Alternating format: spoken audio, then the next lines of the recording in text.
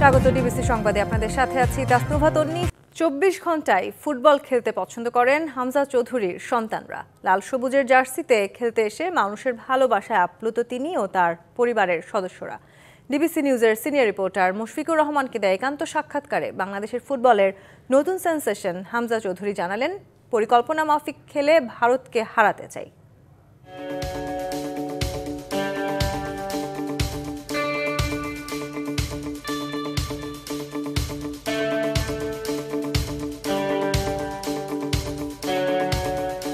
এত মানুষের ভালোবাসা, এত হৃদ্যতা, এত কাছে থেকে দেখা, এই জিনিসগুলোকে কিভাবে এনজয় করলেন? I can't explain it in words how much it means to me and my family, especially for them to see this, how much love I've been getting. I knew a little bits obviously from social media, but to see it in person and see how many people took time out of their day to come and see me, it was amazing. আজ সকালে দেখেছি আপনার ছেলেরা football খেলছিলেন মাঠের মধ্যে, এটাকে কতটা enjoy করেছেন? জি, বহুত 24 hours a day football খেলে গড়। He loves football, খালি ফুটবল দেখে, আমার গেম আইয়া দেখে সিল্লাই। So ইনশাআল্লাহ বড় ইয়া জানি না কেতা করতে চাইব। বাংলাদেশের মানুষের যারা হামজাকে পছন্দ করেন, যারা ফুটবল পছন্দ করেন, তাদের সবারই একটা আগ্রহের জায়গা রয়েছে, সেটা হচ্ছে হামজার মাথার চুল। হামজার মাথার চুলের যত্ন কিভাবে নেওয়া হয়? No reason. আমি ভালো পাই লম্বা চুল, আমার চুল লম্বা রাখে, আর কিছু বেশি না। এটা কি খেলার মাঠে কখনো প্রবলেম ক্রিয়েট করে? জি না, একটু লং হইলে আমি খাতাম হইব, বাট উনকা কোনো প্রবলেম নাই।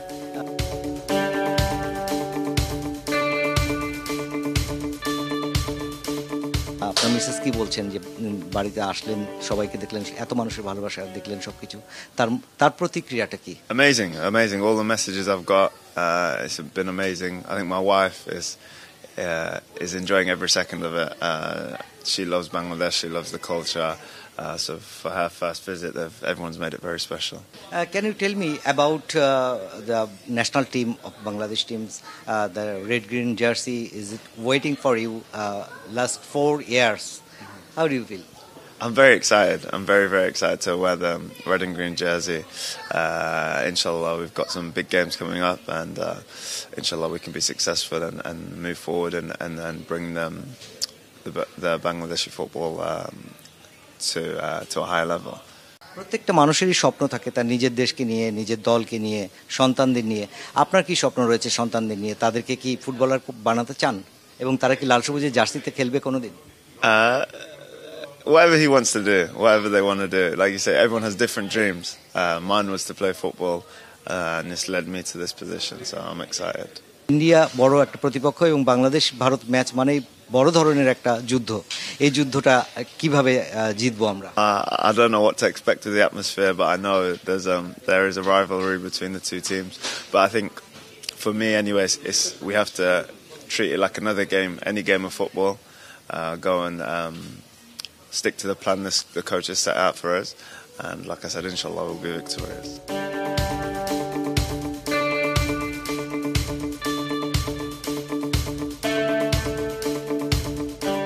আপনার ভক্ত সমর্থকদের উদ্দেশ্যে যদি কিছু বলতেন।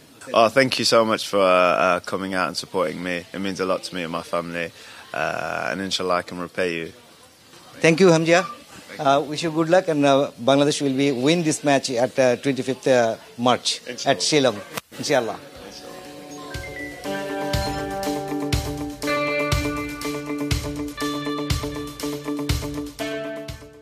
24 ঘন্টায় ফুটবল খেলতে পছন্দ করেন হামজা চৌধুরীর 2 ছেলে। তবে সন্তানরা ফুটবলার হতে না চাইলে বাধা দেবেন না। ডিবিসি নিউজকে দেয় একান্ত সাক্ষাৎকারে নিজের অনুভূতির কথা জানান বাংলাদেশের ফুটবলের নতুন সেন্সেশন হামজা চৌধুরী। একান্ত সেই সাক্ষাৎকার থাকছে সংবাদের পরের অংশে।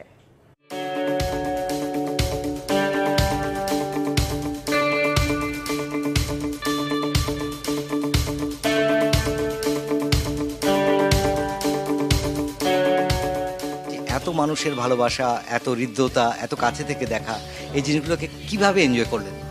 I can't explain it in words how much it means to me and my family, especially for them to see this, how much love I've been getting.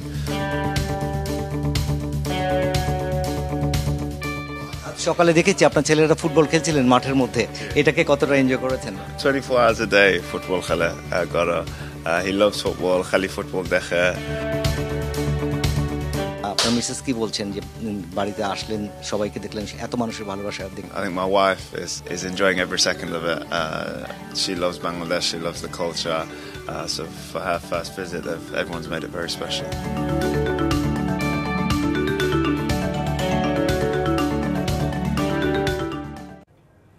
এবার জানাবো খবরের বিস্তারিত। মিয়ানমারের সশস্ত্র সংগঠন Arakan Rohingya salvation army Archer প্রধান আতাউল্লাহ আবু জুনুনি ও তার সহযোগী সহ 10 জনকে গ্রেপ্তার করেছে র্যাব। নারায়ণগঞ্জ ও ময়মনসিংহে অভিযান চালিয়ে ধরা হয় তাদের। পরে অনুপ্রবেশ ও সন্ত্রাস দমন আইনে তাদের বিরুদ্ধে 2টি মামলা করা হয়। এর মধ্যে জুনুনি সহ 6 জনের 10 দিনের রিমান্ড মঞ্জুর করেছে আদালত। 2012 সালে মিয়ানমারের রাখাইনে সাম্প্রদায়িক দাঙ্গার পর 2013 সালে গঠিত হয় হারকাহ আল ইয়াকিন। পরে নাম দেয়া হয় রোহিঙ্গা স্যালভেশন আর্মি, যা আরসা নামে পরিচিত। আর আরসা গত মার্চে এক বিবৃতিতে একেবারে খোলাখুলি জানিয়েছে তারা মিয়ানমারের রোহিঙ্গা মুসলিমদের অধিকার রক্ষায় কাজ করছে এবং তাদের আত্মরক্ষামূলক হামলার মূল টার্গেট হচ্ছে মিয়ানমারের নিপীড়নকারী শাসক গোষ্ঠী। ইন্টারন্যাশনাল ক্রাইসিস গ্রুপ বলছে আরসা সদস্যদের আধুনিক গেরিলা প্রশিক্ষণ আছে এবং 2016 সাল থেকে সশস্ত্র গোষ্ঠীটির নেতৃত্ব দিচ্ছে আতাউল্লাহ আবু জুনুনি। গত রবি ও সোমবার র্যাবের পৃথক অভিযানে গ্রেপ্তার করা হয় জুনুনি সহ 10 জনকে। তাদের মধ্যে নারায়ণগঞ্জের সিদ্ধিরগঞ্জের ভূমিপল্লী থেকে ধরা হয় জুনুনি সহ 6 জনকে, আর ময়মনসিংহ সদর থানার নতুন বাজার গার্ডেন সিটি থেকে গ্রেপ্তার করা হয় 4 জনকে। না, এই যে তদন্ত এখন পর্যন্ত তাদের বিরুদ্ধে পাওয়া যায় না, তবে আছে কিনা এটা সংশ্লিষ্ট 1 নম্বর আসামি আতাউল্লাহর বিরুদ্ধে একাধিক মামলা আছে, এটা ওই আয়ু যাচাই বাছাই করতেছে। অবৈধ অনুপ্রবেশ ও সন্ত্রাসবিরোধী আইনে সিদ্ধিরগঞ্জ থানায় তাদের বিরুদ্ধে 2টি মামলা করেছে র্যাব। মঙ্গলবার আদালতে হাজির করে 20 দিন রিমান্ড চাইলে 10 দিনের রিমান্ড মঞ্জুর করেন বিচারক। নম্বর আসামি আতাউল্লাহর বিরুদ্ধে হত্যা, খুন সহ অসংখ্য মামলার আসামি। তারা বাংলাদেশে প্রবেশ করছে অনুপ্রবেশকারী হিসেবে, তাদের কোনো ভিসা নাই, পাসপোর্ট নাই। কেন তারা বাংলাদেশে ঢুকলো অন্যায়ভাবে এবং কেন তাদের উদ্দেশ্য কি করবে তারা, এই সমস্ত যে অশুভ পরিকল্পনা, এইগুলো উদ্ঘাটনের জন্য তাদের রিমান্ডে নেওয়া প্রয়োজন। সেই জন্য বিজ্ঞ আদালত তাদেরকে প্রত্যেককে 5 দিন করে রিমান্ড মঞ্জুর করে। অভিযানে আসামিদের কাছ থেকে 21 লাখের বেশি নগদ অর্থ, চাকু সহ বিভিন্ন জিনিসপত্র উদ্ধার করা হয়। DBC news desk. নারায়ণগঞ্জে মিয়ানমারের সশস্ত্র সংগঠন Arakan Rohingya salvation army Archer প্রধান আতাউল্লাহ আবু জুনুনি ও তার সহযোগী সহ 10 জনকে গ্রেপ্তার করেছে র্যাব। এ নিয়ে বিস্তারিত জানাতে নারায়ণগঞ্জ থেকে যুক্ত হচ্ছেন সহকর্মী সাবিত আল হাসান। সাবিত, ঠিক কতদিন আরসা প্রধান এবং তার সহযোগীরা বাংলাদেশে অবস্থান করছিলেন এবং আইন শৃঙ্খলা বাহিনীর চোখ ফাঁকি দিয়ে কিভাবে তারা এতটা সময় বাংলাদেশে অবস্থান করলেন, এই বিষয়ে বিস্তারিত জানাবেন আমাদের। নারায়ণগঞ্জের সিদ্ধিরগঞ্জের ভূমিপল্লী এলাকা থেকে রোহিঙ্গা স্যালভেশন আর্মি, যেটা সংক্ষেপে আরসা, সেই আরসার প্রধান আতাউল্লাহকে গ্রেপ্তার করা হয়েছে এবং তাকে আসলে 6 দিনের রিমান্ড নিয়েছে পুলিশ। গত 16 এবং 17 মার্চ পৃথক 2টি অভিযানে নারায়ণগঞ্জ এবং ময়মনসিংহ থেকে কিন্তু রোহিঙ্গাদের গ্রেপ্তার করা হয়। মোট 10 জন রোহিঙ্গা এবং মোট 9 জন রোহিঙ্গা সদস্য এবং 1 জন বাংলাদেশিকে গ্রেপ্তার করা হয়। এই সময় তাদের কাছ থেকে 21 লাখ টাকা, একটি চাকু, ধারালো চেইন উদ্ধার করে র্যাব এবং পরবর্তীতে তাদের বিরুদ্ধে সিদ্ধিরগঞ্জ থানায় 2টি মামলা দায়ের করে, যার একটি সন্ত্রাস বিরোধী আইনে এবং অপরটি অবৈধ অনুপ্রবেশের আইনে মামলা দায়ের করা হয়। আপনারা জেনে থাকবেন যে আরাকান যে রোহিঙ্গা স্যালভেশন আর্মি যে রয়েছে সেটি কিন্তু সশস্ত্র এবং তারা কিন্তু বেশ যুদ্ধে পারদর্শী এবং তাদের কিন্তু কাছ থেকে কিন্তু একটি যেটা বলে যে আর্মড প্যান্ট, সেই প্যান্টও কিন্তু উদ্ধার করা হয়েছে। অর্থাৎ তারা প্রায় সশস্ত্র অবস্থাতেই তারা আসলে সর্বদা বিরাজ করছিল। নারায়ণগঞ্জের সিদ্ধিরগঞ্জের ভূমিপল্লী এলাকা, যেটি একটি আবাসিক এলাকায়, সেই আবাসিক এলাকার মতো এলাকায় আরসা প্রধান যখন অবস্থান করছে সেটা কিন্তু নিঃসন্দেহে আসলে ভীতিকর। কারণ পুলিশ আমাদেরকে যেটি জানিয়েছে, তাদেরকে আরসা প্রধান সহ প্রায় 6 জনকে 10 দিনের রিমান্ডে নেওয়া হয়েছে এবং এই রিমান্ডের মাধ্যমে বিস্তারিত তথ্য আসলে বেশি বেরিয়ে আসবে। তবে গত 16 নামটি এছাড়া কিন্তু আতাউল্লাহর নামটি আরসা প্রধান সেটা কিন্তু উল্লেখ করা হয়নি। আজকে বিকেলে সেই বিষয়টি আসলে খোলাসা হয়েছে যে গ্রেপ্তার হওয়া রোহিঙ্গা সদস্যদের একজন হচ্ছেন আতাউল্লাহ এবং তিনি আরসা প্রধান। পুলিশ আমাদের যেটি জানিয়েছে, এই বিষয়ে যে তদন্ত চলছে সেই তদন্তে আসলে বিস্তারিত বেরিয়ে আসবে। তন্নি। সাবিত, ধন্যবাদ আপনাকে। দর্শক, আমাদের সহকর্মী সাবিত আল হাসান যুক্ত হয়েছিলেন নারায়ণগঞ্জ থেকে, আরসা প্রধানের আটক সম্পর্কে বিস্তারিত জানাচ্ছিলেন। মুঘল শাসক আওরঙ্গজেবের সমাধি অপসারণের দাবিকে ঘিরে মহারাষ্ট্রের নাগপুর শহরে ছড়িয়ে পড়েছে ভয়াবহ সহিংসতা। মার্কিন গোয়েন্দা প্রধান তুলসি গ্যাবার্ডের দিল্লি সফরের মধ্যেই ভারতে হিন্দু মুসলিম উত্তেজনা ছড়িয়ে পড়েছে। যদিও একদিন আগেই বাংলাদেশের সংখ্যালঘু নির্যাতনের ইস্যু টেনে ভারতীয় গণমাধ্যমে উদ্বেগ জানিয়েছিলেন মার্কিন গোয়েন্দা প্রধান তুলসি। সোমবার থেকে চলা এই সংঘর্ষে এখনো পর্যন্ত পুলিশ সহ আহত হয়েছে অন্তত ৩৩ জন। পরিস্থিতি নিয়ন্ত্রণে নাগপুর বেশ কয়েকটি এলাকায় অনির্দিষ্টকালের কারফিউ জারি করা হয়েছে। সোমবার রাত থেকেই ভারতের মহারাষ্ট্রে নাগপুরে হিন্দু মুসলিম সংঘর্ষ চরম আকার ধারণ করেছে। মূলত একটি গুজবকে ঘিরে এ সংঘর্ষ চরম আকার ধারণ করে। এই পরিস্থিতির সূচনা হয় সম্ভাজি নগরকে কেন্দ্র করে, যেখানে আওরঙ্গজেবের সমাধিসৌধ রয়েছে। এই জেলার আগের নাম ছিল আওরঙ্গাবাদ, বর্তমান নাম ছত্রপতি শিবাজীর জ্যেষ্ঠ পুত্র সম্ভাজির নামে সম্ভাজিনগর। এ কারণে হিন্দুত্ববাদীরা সেই সমাধি সেখান থেকে অপসারণের দাবি অনেকদিন ধরেই জানিয়ে আসছে। সম্প্রতি সেই দাবি আরও জোরালো হয়েছে।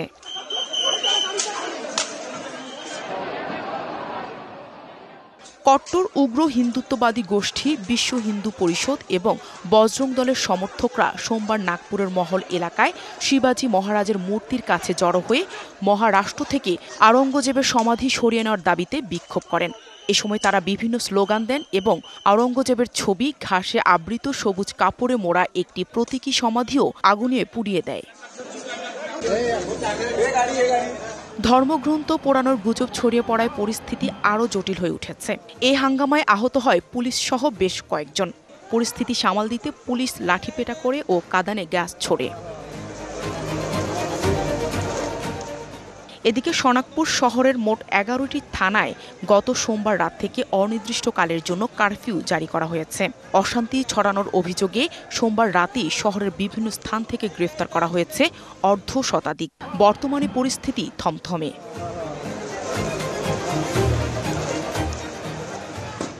সম্রাট আওরঙ্গজেবের সমাধি সরানোর যে দাবি সম্প্রতি কট্টরপন্থীদের কাছ থেকে এসেছিল, তার প্রতি কয়েকদিন আগে সমর্থনও জানিয়েছেন মুখ্যমন্ত্রী দেবেন্দ্র ফডনবিস। যদিও সোমবারের ঘটনায় জড়িতদের বিরুদ্ধে কঠোর ব্যবস্থা নেওয়ার হুঁশিয়ারি দিয়েছেন তিনি। অন্যদিকে মহারাষ্ট্রের বিরোধী দল সহিংসতার জন্য রাজ্য সরকারের তীব্র সমালোচনা করেছে। Nahida Rinthi, DBC news desk. Mughal শাসক আওরঙ্গজেবের সমাধি অপসারণের দাবিকে ঘিরে মহারাষ্ট্রের নাগপুর শহরে ছড়িয়ে পড়েছে ভয়াবহ সহিংসতা। সোমবার থেকে চলা এই সংঘর্ষে এখনো পর্যন্ত পুলিশ সহ আহত হয়েছেন অন্তত ৩৩ জন। বিস্তারিত জানাতে আমাদের সাথে কলকাতা থেকে সরাসরি যুক্ত হচ্ছেন সহকর্মী বিশ্বনাথ দাস। বিশ্বনাথ, বাংলাদেশ যখন সংখ্যালঘু নির্যাতনের অভিযোগ করলেন তুলসি গ্যাবার্ড, ঠিক একই সময়ে তিনি এই মুহূর্তে দিল্লিতে অবস্থান করছেন এবং তার দিল্লিতে অবস্থান করাকালীন সময়ে ভারতের নাগপুরে হিন্দু মুসলিম যে উত্তেজনা আমরা দেখতে পাচ্ছি, সেই বিষয় নিয়ে বিস্তারিত জানাবেন আমাদের। দেখুন, ভারত সরকারের কিন্তু নীতি একেবারে স্পষ্ট। সেই জায়গায় কোনোভাবেই সংখ্যালঘু, সেটা বাংলাদেশ হোক বা ভারতবর্ষ, সেইখানে কিন্তু সংখ্যালঘুদের ওপর অত্যাচার কিন্তু কখনোই কাম্য না, এমনটাই কিন্তু তারা বরাবর বলে এসেছে। এবং গতকাল যে ঘটনা ঘটেছে তারপরেও কিন্তু একই রকম বক্তব্য রাখছেন পররাষ্ট্র দপ্তর থেকে। ইতিমধ্যেই নাগপুরের যে ঘটনা ঘটেছিল সরকারি তরফ থেকে তার প্রতি কিন্তু কড়া পদক্ষেপ নেওয়া হয়েছে। ইতিমধ্যেই আমরা সকলেই জানি, যে দর্শকদের জানাতে চাইবো যে প্রায় ১১টি থানা নাগপুরের যে অঞ্চলে এই ঘটনাটি ঘটে তা কিন্তু সম্পূর্ণভাবে কারফিউ করে দেওয়া হয়েছে এবং এখনো পর্যন্ত প্রায় অর্ধশতক মানুষকে কিন্তু গ্রেফতার করা হয়েছে। মহারাষ্ট্রের প্রধানমন্ত্রী দেবেন্দ্র ফডনবিস পরিষ্কার ভাবে জানিয়েছেন, যারা গতকালের ঘটনার সঙ্গে যুক্ত তাদের কিন্তু কোনো রকম ধর্ম না দেখে তাদের বিরুদ্ধে আইনত যে পদক্ষেপ তা কিন্তু নেওয়া হবে এবং পুলিশি প্রশাসনকে তা কিন্তু নির্দেশ দেওয়া হয়েছে। কেননা গতকালের যে ঘটনা ঘটে তাতে কিন্তু প্রায় ৩৩ জন, যার মধ্যে ৩টি উচ্চ পদস্থ আধিকারিক এর সঙ্গে সাধারণ মানুষও কিন্তু রয়েছিলেন এবং যার মধ্যে এই মুহূর্তে একজন কিন্তু আইসিইউতে রয়েছে, এমনটাই কিন্তু তথ্য ইতিমধ্যেই আমরা পাচ্ছি। সব মিলিয়ে কড়া পদক্ষেপ নেবার কিন্তু একেবারে ভারত সরকারের যে নীতি তাতে কিন্তু নির্দিষ্টভাবে বলা আছে। এবং এই যে ঘটনা ঘটেছে এর পেছনে যে দুটি সংগঠনের নাম তোলা হচ্ছে, শুধু সেই সংগঠন ছিল না, এর পেছনে কোন রকম সন্ত্রাসবাদী বা অন্য কোনো উগ্রপন্থীদের হাত ছিল তাও কিন্তু খতিয়ে দেখা হচ্ছে। জি সেই বিশ্বনাথ, জায়গায় এক বিশেষ আপনি কড়া পদক্ষেপ নেবার কথা বলছিলেন, কড়া পদক্ষেপ নেবার পর আসলে এখন পরিস্থিতি খানিকটা নিয়ন্ত্রণে এসছে কিনা সেই বিষয়েও জানাবেন আমাদের। দেখুন, এই মুহূর্তে ওই গোটা এলাকায় কিন্তু পুলিশের টহলদারি রয়েছে এবং গোটা এলাকায় নতুন করে কোনো রকম সংঘর্ষের ঘটনা কিন্তু এখনো পর্যন্ত ঘটেনি। প্রায় 12 ঘন্টা হয়ে গেল, এখনো পর্যন্ত পুলিশি পহরা রয়েছে এবং পুলিশি পহরার মধ্যেই কিন্তু গোটা এলাকায় কারফিউ রাখা হয়েছে। রাস্তায় সাধারণ মানুষ কেউ কিন্তু নির্দিষ্ট কোনো কাজ ছাড়া কিন্তু বেরোতে পারবেন না, এমনটাই কিন্তু নির্দেশিকা দেওয়া হয়েছে এবং মাইকিং করা হচ্ছে পুলিশের পক্ষ থেকে। এবং এখনো পর্যন্ত পুলিশের যে অভিযান তাতে কিন্তু কোন রকম ভাবে নতুন করে ঘটনা ঘটেনি। এখনো পর্যন্ত সেই গোটা এলাকায় কিন্তু শান্তি শৃঙ্খলা বজায় রয়েছে। তবে একটা চাপা উত্তেজনা কিন্তু সেই জায়গায় রয়েছে। আমরা সকলেই জানি রমজান মাস চলছে এবং তার মধ্যে এই ঘটনা যথেষ্টই ভাবে চাঞ্চল্য ছড়িয়ে পড়ে নাগপুরের বিস্তীর্ণ অঞ্চলে এবং একাধিক জায়গায় কিন্তু তা কিন্তু ছড়িয়ে পড়েছে। এবং সব থেকে বড় কথা, নাগপুরের যে ঘটনা ঘটেছে তা যাতে ভারতবর্ষের অন্যত্র না ছড়িয়ে পড়ে সেই জায়গায় কড়া নজরদারি রাখছে ভারতের স্বরাষ্ট্র মন্ত্রক। বিশ্বনাথ, আপনাকে ধন্যবাদ। দর্শক, আমাদের সহকর্মী বিশ্বনাথ দাস যুক্ত হয়েছিলেন কলকাতা থেকে, নাগপুর ইস্যুতে বিস্তারিত জানাচ্ছিলেন আমাদের। বাংলাদেশে ধর্মীয় সংখ্যালঘু নির্যাতন ও ইসলামী খেলাফত প্রতিষ্ঠা নিয়ে মার্কিন গোয়েন্দা প্রধান তুলসি গ্যাবার্ডের বক্তব্যের কোনো তথ্য প্রমাণ নেই, এমনটা জানিয়ে এর প্রতিবাদ জানিয়েছে বাংলাদেশ। আর অর্থ উপদেষ্টা বলছেন, তুলসি গ্যাবার্ডের মন্তব্যে দুই দেশের সম্পর্ক কিংবা অর্থনীতিতে কোনো প্রভাব পড়বে না। Unfortunate persecution and killing and abuse of religious minorities, Hindus, Buddhists, Christians, Catholics, and others, has been a major area of concern. সোমবার ভারতীয় সংবাদ মাধ্যম এনডিটিভি ওয়ার্ল্ডকে সাক্ষাৎকারে যুক্তরাষ্ট্রের গোয়েন্দা প্রধান তুলসি গ্যাবার্ড বলেন, বাংলাদেশে সংখ্যালঘুদের উপর নির্যাতনের ঘটনা ডোনাল্ড ট্রাম্পের প্রশাসনের বড় উদ্বেগের জায়গা। আর ভারতের বার্তা সংস্থা ANI-কে তিনি বলেন, ইসলামী সন্ত্রাসবাদের বিপদ বাংলাদেশকেও প্রভাবিত করছে। এদিন রাতেই এর প্রতিবাদ জানায় প্রধান উপদেষ্টার কার্যালয়। বিবৃতিতে বলা হয়, তুলসি গ্যাবার্ডের এমন মন্তব্যের পেছনে তথ্য প্রমাণ কিংবা সুনির্দিষ্ট অভিযোগ নেই। এ ধরনের বিভ্রান্তিকর বক্তব্য বাংলাদেশের ভাবমূর্তি নষ্ট করছে। মঙ্গলবার এ নিয়ে সরকারের অবস্থান তুলে ধরেন পররাষ্ট্র উপদেষ্টা তৌহিদ হোসেনও। এটা একটা সিরিয়াস স্টেটমেন্ট এবং সেটার ব্যাপারে সরকারের একটা রিঅ্যাকশন আছে, একদম পারফেক্ট, এবং এই রিঅ্যাকশন দুটো হতে পারে না, there is only one problem. কিন্তু ফরেন অফিসার তো এই বিষয়ে একটা বক্তব্য থাকবে আলাদা, সরকার তো একটাই বক্তব্য। আর অর্থ উপদেষ্টা বলেন, তুলসি গ্যাবার্ডের মন্তব্যে বাংলাদেশ যুক্তরাষ্ট্রের সম্পর্ক কিংবা অর্থনীতিতে কোনো প্রভাব পড়বে না। তুলসি গ্যাবার্ড যেরকম উত্তর দিয়েছে এবং সেটার প্রসঙ্গে অনেকে বলেছে, আপনাকে অনেক জানেন, সেটা বলছে এটার মধ্যে আমাদের কোনো ইস্যু নেই। তবে ওইসব মন্তব্যে আমাদের অর্থনৈতিক কোনো বহুপাক্ষিক সম্পর্ক বা দ্বিপাক্ষিক কোনো প্রভাব পড়বে না। দেশ এখন ভালো আছে জানিয়ে তিনি বলেন, অর্থনীতি নিয়ে হতাশার কোনো কারণ নেই। মেহের মনি, ডিবিসি নিউজ, ঢাকা। টালবাহানা না করে বর্তমান সরকারকে দ্রুত নির্বাচন দিয়ে বিদায় নেওয়ার আহ্বান জানিয়েছেন বিএনপির স্থায়ী কমিটির সদস্য ডক্টর খন্দকার মোশাররফ হোসেন। বিকেলে জাতীয় প্রেস ক্লাবে বিএনপির সাবেক মহাসচিব খন্দকার দেলোয়ার হোসেনের মৃত্যুবার্ষিকী উপলক্ষে দোয়া ও স্মরণ সভায় তিনি এই কথা বলেন। খন্দকার মোশাররফ বলেন, ফ্যাসিস্ট আওয়ামী লীগের বিরুদ্ধে বিএনপির 16 বছরের আন্দোলনের ফসল অন্তর্বর্তী সরকার। কিন্তু ভোটের মাধ্যমে জনগণের অধিকার নিশ্চিত করার কথা থাকলেও নানা অজুহাতে তা বিলম্বিত করা হচ্ছে। আওয়ামী দোসররা পালিয়ে গিয়েও ষড়যন্ত্রে লিপ্ত বলেও অভিযোগ তার। আর বিএনপি চেয়ারপারসনের উপদেষ্টা জয়নুল আবদিন ফারুক বলেন, নতুন দল কিংবা কিংস পার্টি যারাই আসুক, এই মুহূর্তে দেশে দরকার নির্বাচন। ভোট বিলম্ব হলে ফ্যাসিবাদ আবারও মাথাচাড়া দিয়ে উঠবে বলেও মনে করেন এই বিএনপি নেতা।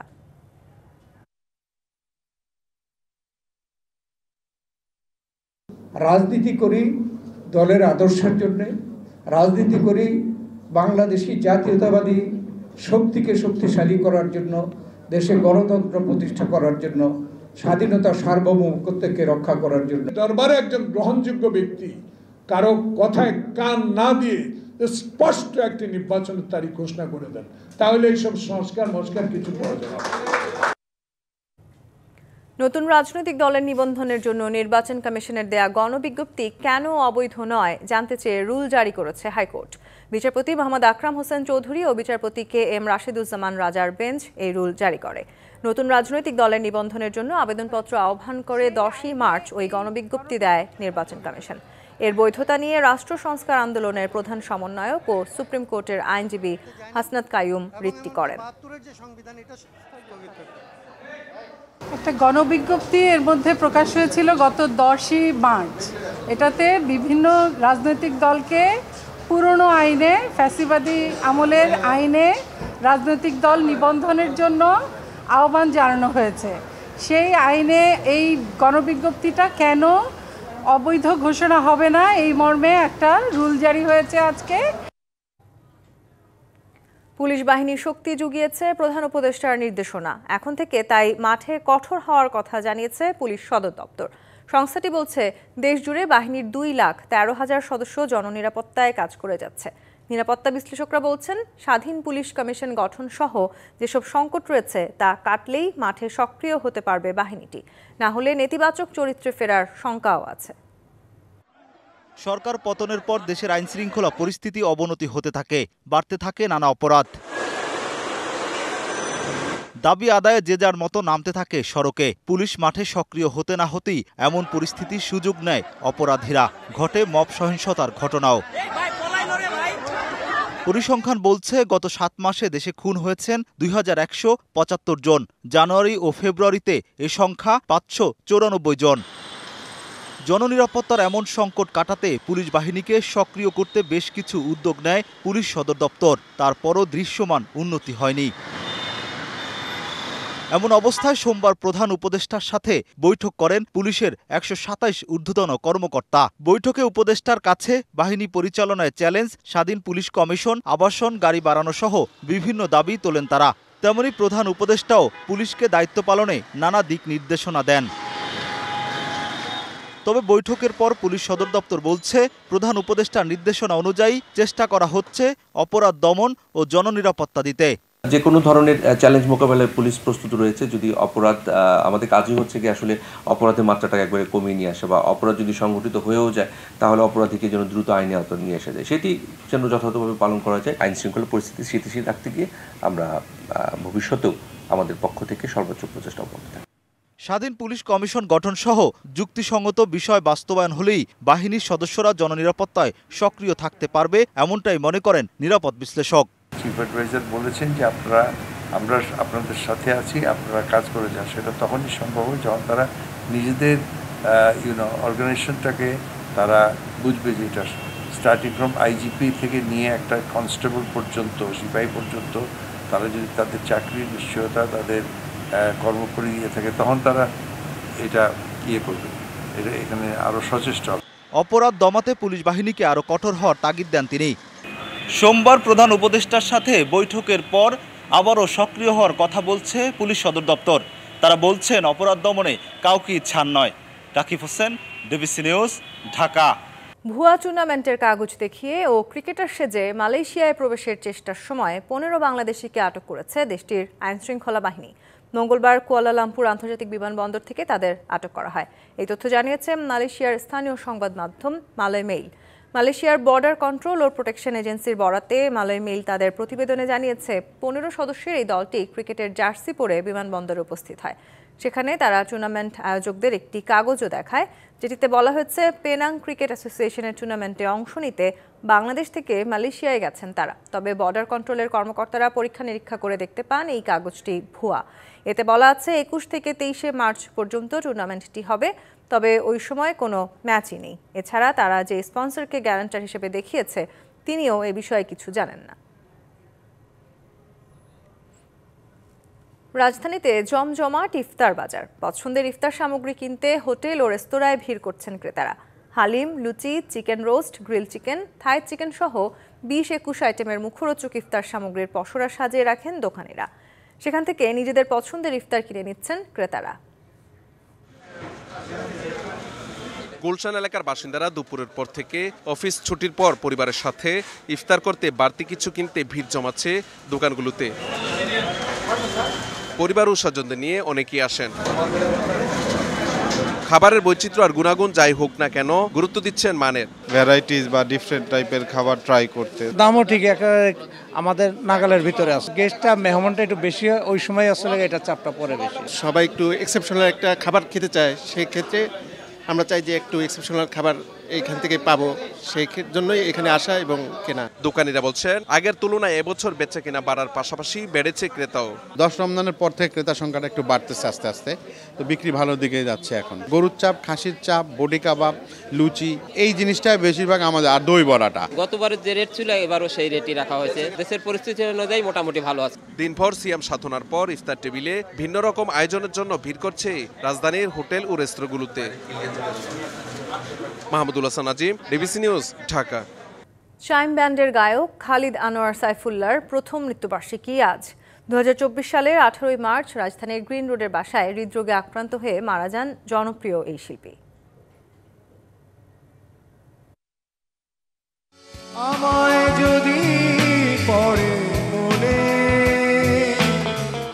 বাংলা পপ রক সঙ্গীতের অন্যতম সুরেলা কণ্ঠস্বরের নাম খালিদ। সরলতার প্রতিমা, হিমালয় হয়ে আকাশ নীলার মতো বহু হৃদয় ছোঁয়া গান গেয়ে ভক্তদের হৃদয়ে আজও লেখা আছে তার নাম।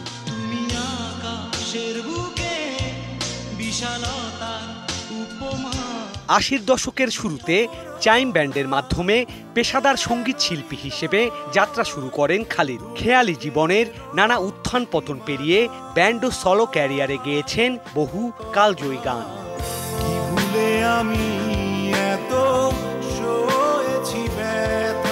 তার অনন্য মেলোডি নির্ভর গায়কী সমৃদ্ধ করেছে বাংলা পপ রক সঙ্গীতকে, যোগ করেছে ভিন্ন মাত্রা। জনপ্রিয়তার তুঙ্গে থাকা অবস্থায় দেশ ছেড়েছিলেন বাংলা গানের এই নক্ষত্র। মৃত্যুর কিছুদিন আগে হয়তো মাটির টানেই ফিরেছিলেন নিজ ভূমে। শুরু করেছিলেন কনসার্ট ও রেকর্ডিং। অনেক কিছু অসমাপ্ত রেখেই চলে গেছেন মঞ্চ, স্টুডিও আর ভক্তদের ভালোবাসা পেছনে ফেলে। কোনো বাঁধনে বাধা না পড়া খালিদ চলে গেছেন যশ, খ্যাতি, অর্থ মোহমায়ার এই পৃথিবী ছেড়ে। Sourav Bappa, DBC news, Dhaka. DBC সংবাদ এই ছিল এখনকার মতো। ডিবিসি নিউজের সংবাদগুলো পড়তে ভিজিট করুন dbcnews.tv আর ভিজিট করুন ডিবিসি ফেসবুক পেজ এবং ইউটিউব চ্যানেল। ডিবিসির সঙ্গেই থাকুন।